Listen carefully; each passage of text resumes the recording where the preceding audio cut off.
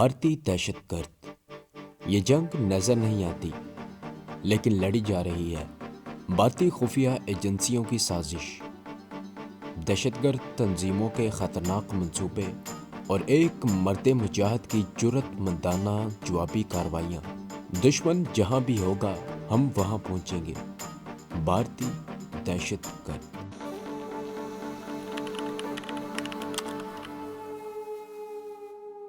Commando शेरवान ने कहा, हमें डायनामाइट की स्टिकें और दूसरा जरूरी सामान गार में लाकर रख देना चाहिए।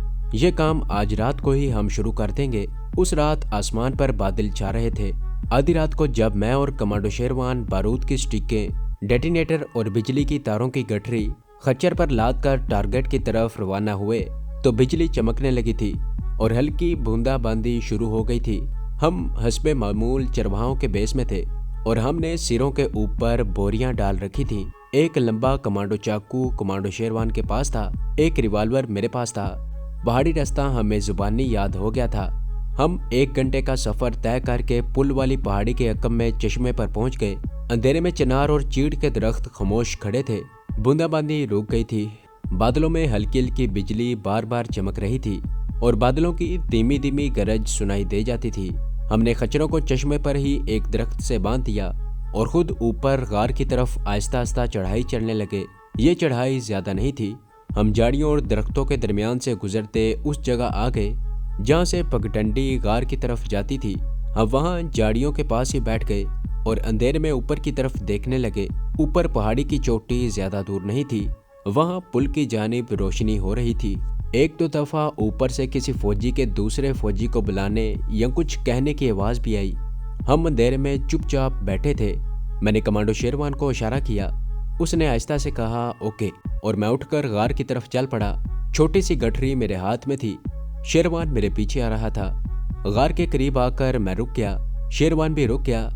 मुझे किसी के कदमों की चाप सुनाई दी। ये चाप ऐसी थी जैसे कोई फौजी झाड़ियों में पांव रखता चला आ रहा हो। मैंने कमांडो शेरवान को इशारा किया और हम दोनों वहीं बैठ गए।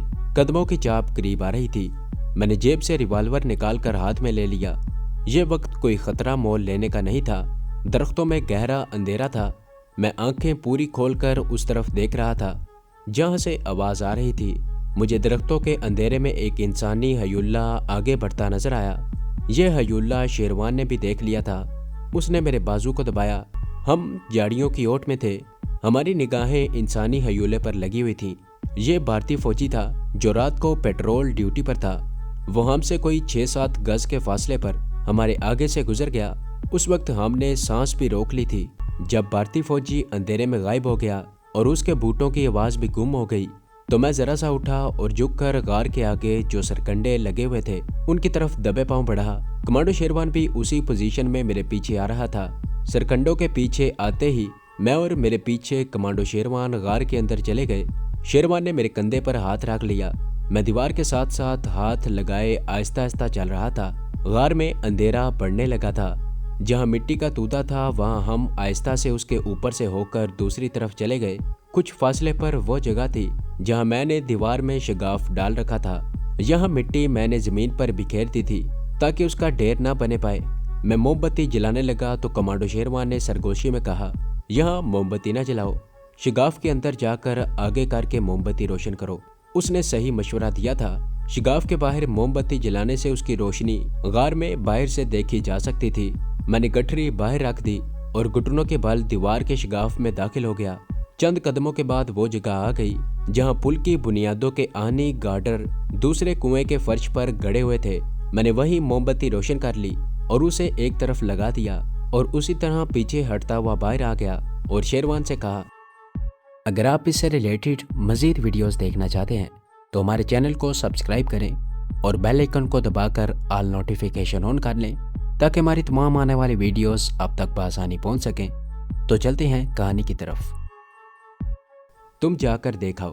वो भी घुटनों के बल शिगाफ के अंदर तक गया और उसी तरह उल्टा चलता हुआ वापस आकर सरगोशी में कहने लगा, आहनी गार्डर की कैंचियां साफ नजर आ रही हैं। तुम जाकर अपना काम शुरू कर दो। मैं गार के दाने के पास बैठता हूँ। अगर कोई भारतीय फौजी उस तरफ आया तो मैं तुम्हें खबरदार नहीं करूँगा, खुद ही उस फौजी से निमट लूँगा।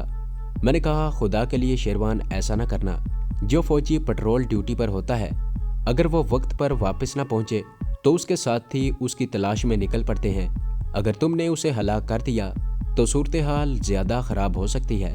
کمانڈو شیروان نے کہا تم پھر دعا کرو کہ اس طرف کوئی بھارتی فوجی نہ آئے۔ یہ کہہ کر کمانڈو شیروان خنجر ہاتھ میں لیے غار کے دانے کی طرف چل پڑا۔ میں نے ڈائنامائٹ کی 24 ٹکیں اور ریموٹ ڈیوائس اور بجلی کی باریک تار گٹھری میں سے نکالے اور گھٹنوں کے بل چلتا شگاف کے اندر پل کی بنیادوں کی آہنی گارڈروں کے پاس آ کر بیٹھ گیا۔ موم بتی کی روشنی میں مجھے گارڈروں کی تینوں کینچیاں نظر آ رہی تھیں۔ میں نے بارود کی انتہائی طاقتور سٹکوں اور ڈیٹینیٹروں کو بڑے حساب سے گارڈروں کی کینچیوں کے ساتھ تار سے باندھ دیا۔ یہ کام کرتے ہوئے میں پسینے میں شرابور ہو گیا۔ شگاف کے اندر گرمی اور حبس تھا۔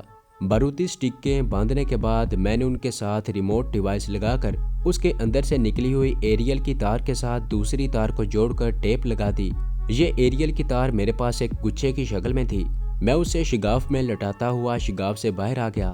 باہر آ کر میں نے منہ سے ہلکی سی سیٹی کی آواز نکالی۔ کمانڈو شیروان جو غار کے منہ کے آگے بیٹھا تھا جلدی سے میرے پاس آ گیا۔ میں نے اسے کہا کام مکمل ہو گیا ہے۔ ہم نے دونوں کھرپیاں لوہے کی سلاخ کپڑوں میں باندھی اور بموں کے ساتھ ریموٹ کی تار کے گچھے کو غار کی دیوار کے ساتھ ساتھ رکھ دیا اور مٹی اور پتھروں سے دیوار کے شگاف کو بھرنا شروع کر دیا۔ آدھے گھنٹے میں ہم نے دیوار کے شگاف کو صرف آگے سے پر کر دیا تھا۔ اب دیوار میں دیکھنے سے کوئی شگاف وغیرہ نظر نہیں آتا تھا۔ کمانڈو شیروان نے کپڑے کی گٹھری اٹھا لی اور میں ایریل کی تار کو غار کی دیوار کے ساتھ لگاتا ہوا غار کے دانے سے باہر آ گیا۔ باہر آ کر میں نے ایریل کی تار کو غار کے اس طرف موڑ دیا جدھر پل کا رخ تھا۔ ایریل کی تار کو جاڑیوں میں چھپا کر اس کے سرے کو جاڑیوں میں سے ذرا سا باہر نکال دیا اور اس کا رخ بھی پل کی جانب موڑ دیا۔ اس ایریل کی تار نے ہمارے ریموٹ کنٹرول کے سگنل پکڑ کر شگاف کے اندر پل کی بنیادوں میں آہنی گارڈروں کے ساتھ لگے بمبوں میں قیامت خیز دھماکہ کرنا تھا۔ اس کام سے فارغ ہونے کے بعد ہم نے ایک بار پھر جاڑیوں کا جائزہ لیا۔ تار ہم نے سبز رنگ کا خریدا تھا تاکہ وہ جاڑیوں کا ہم رنگ ہو اور قریب سے بھی نظر نہ آئے اور یوں ہی معلوم ہو کہ جاڑیوں کی شاخ ہے۔ ہم نے ادھر ادھر سے مٹی اور گھاس وغیرہ توڑ کر اس تار پر ڈال دیا جو غار کے باہر دیوار کے ساتھ ساتھ چلتی جاڑیوں میں آئی ہوئی تھی۔ ہمیں یقین تھا کہ اس طرف کو بھارتی فوجی نہیں آتا۔ سمتو نے بھی ہمیں بتایا تھا کہ یہ غار ویران پڑا ہے اور یہاں کبھی کسی بھارتی فوجی کو آتے جاتے نہیں دیکھا۔ اس کے باہر سے صرف رات کے وقت روزانہ پیٹرول پارٹی کا ایک آدھ فوجی گشت لگاتا تھا اور دن کے وقت کبھی کبھار ہی کوئی سپاہی ادھر آ نکلتا تھا، ورنہ یہ علاقہ خالی پڑا رہتا تھا۔ ہم نے اندھیرے میں ایک دوسرے کے ہاتھوں کو دبایا اور وہاں سے نکلنے کا اشارہ کیا اور اندھیرے میں درختوں اور جاڑیوں کے عقب سے ہو کر ہم جھک کر چلتے پگڈنڈی کے آخری موڑ پر آ کر نیچے ڈھلان پر آ گئے۔ ڈھلان پر ہم آہستہ آہستہ کھسک کر اتر رہے تھے۔ نیچے چشمے پر پہنچ کر کمانڈو نے چھوٹی سی گٹھری جس میں دونوں کھرپیاں اور لوہے کی موٹی سلاخ تھی خچر پر رکھی، خچر کی باغ تھامی اور اسے لے کر پہاڑی کی دوسری طرف گھاٹی اترنے لگا۔ میں بھی اس کے ساتھ ہو لیا۔ اب آسمان پر بجلی نہیں چمک رہی تھی مگر بادلوں میں دھیمی دھیمی گرج سنائی دے رہی تھی۔ ہم گھاٹی اتر کر نیچے وادی میں آئے تو پہلے موٹی موٹی بوندا باندی شروع ہو گئی، پھر مسلسل بارش شروع ہو گئی۔ شیروان نے خچر کو اس پہاڑی پگڈنڈی پر ڈال رکھا تھا جو دوسری پہاڑی کی طرف جاتی تھی۔ ہم نے اس پہاڑی کے دامن سے گزر کر اسے اگلی وادی میں پہنچ کر اس رستے پر پہنچنا تھا جو ہماری کمین گاہ کے پہاڑوں کی طرف جاتا تھا۔ یہ کافی لمبا سفر تھا۔ بارش شروع ہوئی تو کمانڈو شیروان نے کہا ہمیں خچر پر بیٹھ جانا چاہیے۔ ہم احتیاط کے طور پر اپنے ساتھ ایک ہی خچر لائے تھے کہ دو خچروں کا شور نہ ہو۔ ہم خچر پر آگے پیچھے بیٹھ گئے، گٹھری کھول کر کھرپیاں اور آہنی سلاخیں وہیں جاڑیوں میں پھینک دیں اور چادر کو اپنے اوپر کر لیا۔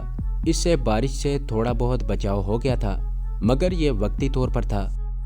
تو یہ تھی ہماری آج کی ایپیسوڈ۔ امید کرتا ہوں کہ آپ کو یہ کہانی اچھی لگی ہوگی۔